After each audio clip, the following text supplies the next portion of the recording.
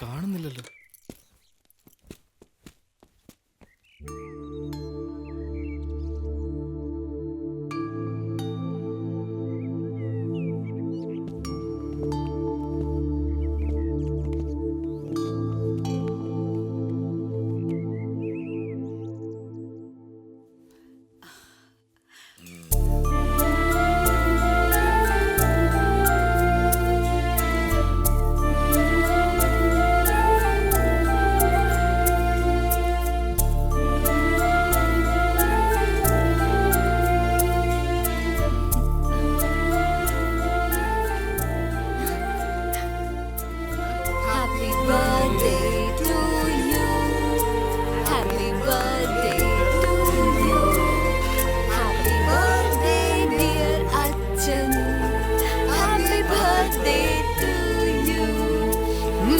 ഇന്ന് അച്ഛന്റെ ബർത്ത്ഡേ ആണ്.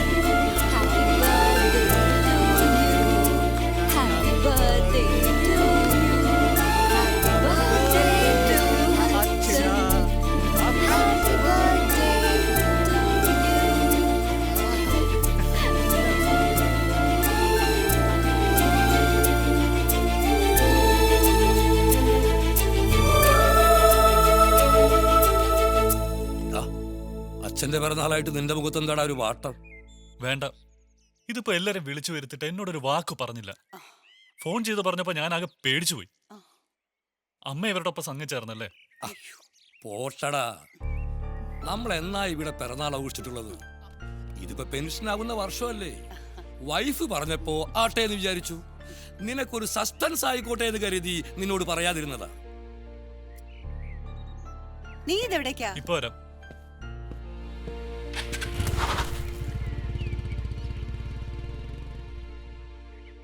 ജീവിതത്തിൽ ആദ്യമായി പിറന്നാൾ ആഘോഷിച്ച അച്ഛന് സമ്മാനം നൽകാൻ കോടതിയിൽ പോയി ഞാൻ കണ്ടത്.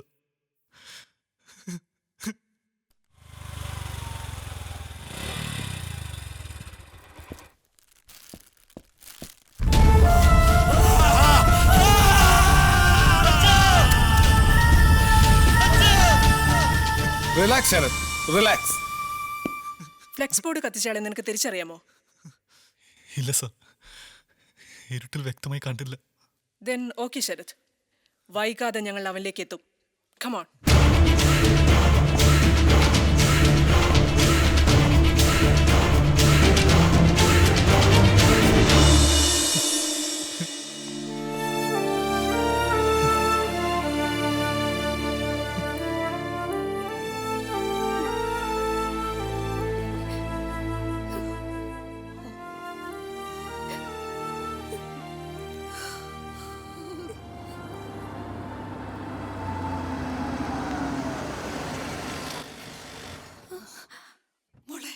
അവൻ വന്നു തോന്നു. ചെന്ന് നോക്ക്. വരൂ.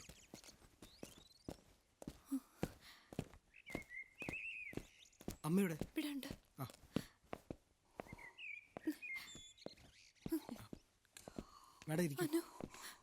എവിടെ എന്റെ മോൻ? എവിടെ? അവൻ വന്നില്ലേ?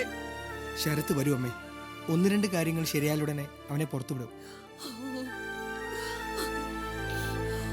മജിസ്ട്രേറ്റ് കോടതി ജാമ്യാപേക്ഷ തള്ളി.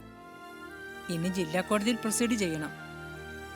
നിരപരാധിയാണെന്ന് ബോധ്യമായ സ്ഥിതിക്ക് പ്രോസിക്യൂഷൻ ജാമ്യാപേക്ഷ എതിർക്കാതിരുന്നാൽ ഭാഗ്യം.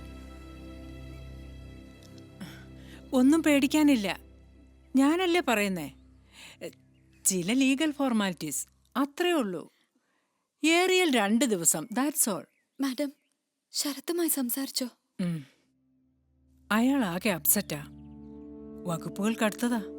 തീവ്രവാദം, രാജ്യദ്രോഹം, കൊലപാതകം. അതൊക്കെ പോട്ടെ മാഡം. സ്വന്തം അച്ഛനെ ചുട്ടുകൊന്നു എന്ന് പറഞ്ഞ ഏത് മകനാ സഹിക്കാൻ പറ്റുന്നത്?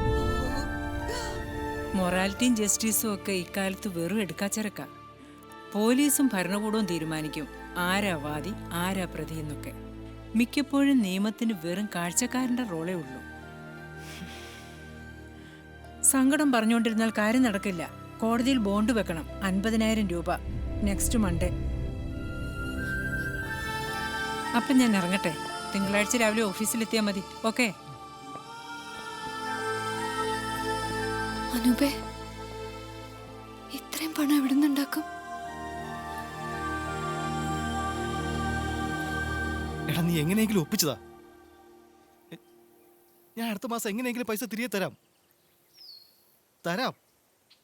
ഹലോ ഹലോ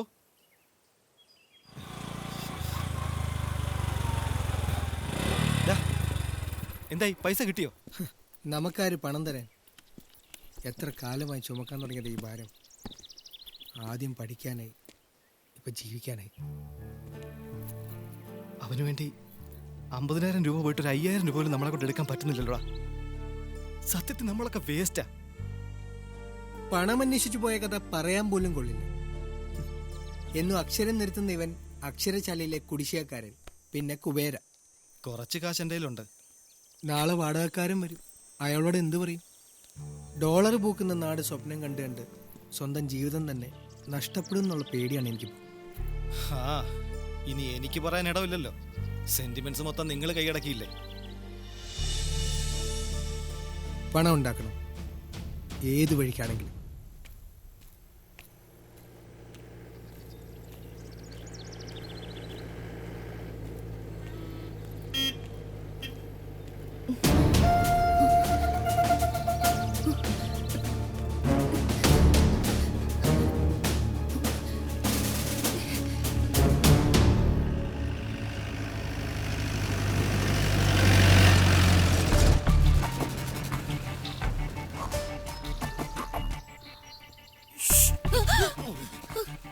അറിഞ്ഞില്ലേ മുന്നോട്ട് സാറിന്റെ വീട്ടിൽ കള്ളം കയറിയെന്ന്? ഇനി പോലീസ് കയറി ഒരു നിരങ്ങും. ഞാൻ ആ കള്ളന്റെ കാര്യം ആലോചിക്കുന്നത്. എന്തെങ്കിലും വിവരം ഉണ്ടെങ്കിൽ അവൻ ഇയാളുടെ വീട്ടിൽ കയറുവോ? ഒന്നും കിട്ടിയും കാണത്തില്ല, എന്തെങ്കിലും വെച്ചും പോയി കാണും.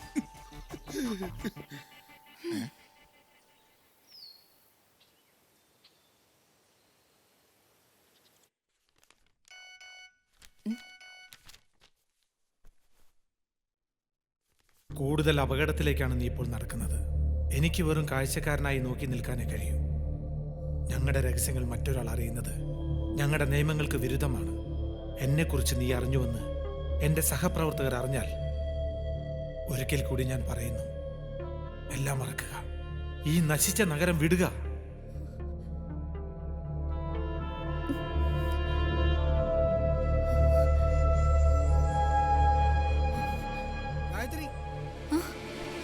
അവൻ പുറത്തു വരുമ്പോൾ അവനെ കൂട്ടിക്കൊണ്ടുവരാൻ നമ്മൾ എല്ലാവരും വേണം. ഒറ്റപ്പെട്ടു പോയെന്നൊരു തോന്നല് അവന് വരാൻ പാടില്ല. ഞാൻ എവിടേക്കുമില്ല, നിങ്ങൾ പോയാൽ മതി. വരുന്നില്ലെന്നോ? അനൂപേ, ഞാൻ തിരികെ പോവുകയാണ്. തിരികെ പോവാന്നോ? നീ എന്തൊക്കെയാ പറയുന്നേ? ഓ, മനസ്സിലായി. എല്ലാ സ്ത്രീകളും ഒരുപോലാന്ന് വാദിക്കുന്നവരോട് ഞാൻ എതിർത്ത് നിന്നിട്ടുണ്ട്. നിന്നെ പോലെ ചുരുക്കം ചില സ്ത്രീകളെ അറിയാമെന്ന് ഞാൻ ധരിച്ചു പോയതുകൊണ്ട് അതിലും ഞാനിപ്പോ നാണിക്കുന്നു. ഇതെന്റെ സ്വകാര്യതയാണ്, പ്ലീസ്. അപ്പൊ ഞാൻ ഇടപെടരുത് അല്ലേ? ഇല്ല, നിനക്ക് പോ. പക്ഷെ എനിക്ക് ചിലതൊന്നും മറക്കാൻ പറ്റുന്നില്ല.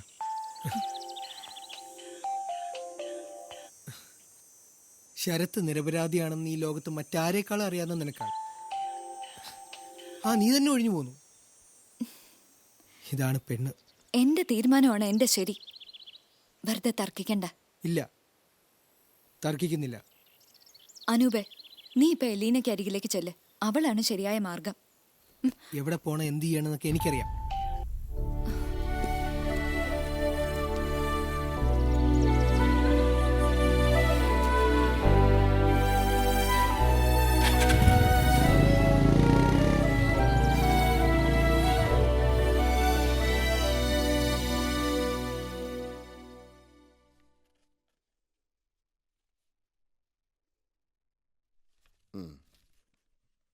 ഞാനൊന്ന് നിശബ്ദനാവണം. അയാൾക്ക് ബെയിൽ അനുവദിക്കണം. But the responsibility of The bail is also a trap. അത് സ്റ്റേറ്റിനെതിരെയുള്ള ട്രാപ്പ് ആകരുത്. Charges are heavy. A sensitive case against state. ഇന്റർഗേഷനിൽ അയാൾ പറഞ്ഞ റീസൺസ് വളരെ ജെനുവിൻ ആണെന്ന് തോന്നിപ്പോകും. വെറും തോന്നൽ വെച്ച് അയാൾക്ക് ബെയിൽ അനുവദിക്കണമെന്ന് വാദിച്ചാൽ സോറി, എനിക്കൊന്നുകൂടി ആലോചിക്കേണ്ടി വരും. ഞങ്ങൾ അവന്റെ പിന്നാലെയുണ്ട്. അവൻ പുറത്തു നിൽക്കുന്നതാണ് അന്വേഷണത്തിന് ഏറ്റവും ഹെൽപ്ഫുൾ. സർ, അവന്റെ വഴികളിലേക്ക് ആരൊക്കെ വരുന്നുവെന്ന് നാം കണ്ടെത്തും. Are you highly confident? Sure, sir. Then okay. Go ahead.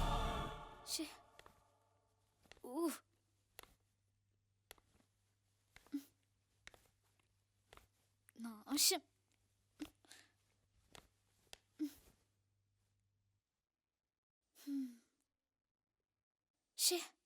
Dam it, nonsense. വിളിച്ച ഫോൺ എടുത്തൂടെ? ആരുമായിട്ട് ശൃംഗരിക്കായിരുന്നു? ഇല്ലിന, നേരവും കാലം നോക്കി സംസാരിക്കുക. മാറങ്ങോട്ട്. മനുഷ്യനിവിടെ കാലം തീ പിടിച്ച് ഓടുമ്പോഴാ. എടാ ഫൂളെ, ആ തീ കെടുത്താനാ കുറെ നേരായിട്ട് ഇതിലിട്ട് കുത്തി വിരലൊടിച്ചേ.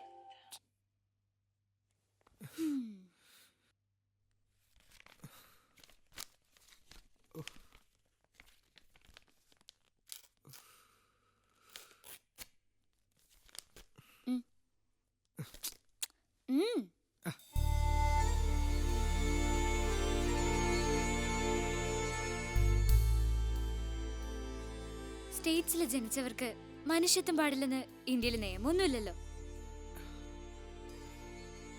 ബ്ലാങ്ക് ചെക്കാണ്. എത്രയാണോ ആവശ്യം അത് എഴുതിയെടുക്കാം.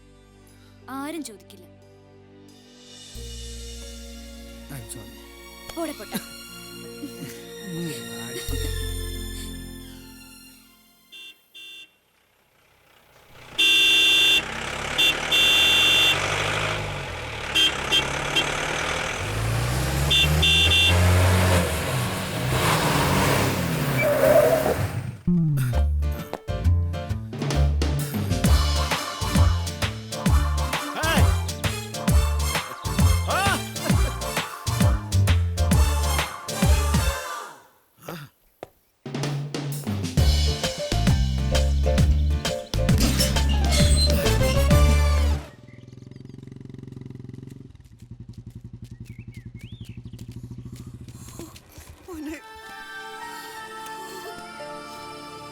പോലീസ് നിന്നെ വല്ലാതെ ഉപദ്രവിച്ചോ?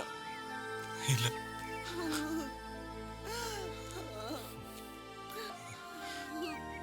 ഗായത്രി ഇന്നലെ വരെ ഇവിടെ ഉണ്ടായിരുന്നു, ഇന്ന് കണ്ടില്ല. ഈ അവസ്ഥയിൽ നിന്നെ കാണാൻ ബുദ്ധിമുട്ടുള്ളതുകൊണ്ടാ അവള് വരാത്ത.